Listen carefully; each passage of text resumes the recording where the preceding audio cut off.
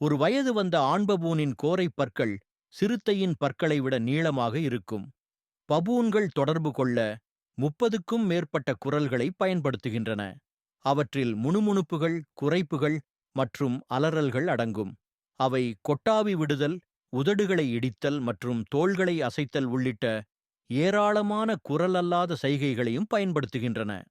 நம்மைப் போலவே பபூன்களும் உயிர் வாழ்வதற்காக நுட்பமான சமூகத் திறன்களை நம்பியுள்ளன. ஒரு கீழ்நிலை ஆண் குழுவிற்குள் தனது அந்தஸ்தை உயர்த்துவதற்காக ஒரு உயர்நிலைப் பெண்ணின் குழந்தையை பராமரிப்பது போன்ற மூலோபாய குழந்தை பராமரிப்பை கூட பயன்படுத்துவார். மக்கள்தான் பபூன்களுக்கு மிகப்பெரிய அச்சுறுத்தலாக உள்ளனர்.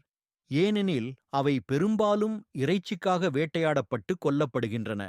மேலும் விவசாயிகள் தங்கள் பயிர்களுக்கு பயந்து அவற்றை பூச்சிகளாக கருதி சுடுகிறார்கள். பல குரங்குகளைப் போலல்லாமல் பபூன்கள் முதன்மையாக தரையில் வசிக்கின்றன. அவற்றின் பெரும்பாலான நேரத்தை தரையில் செலவிடுகின்றன.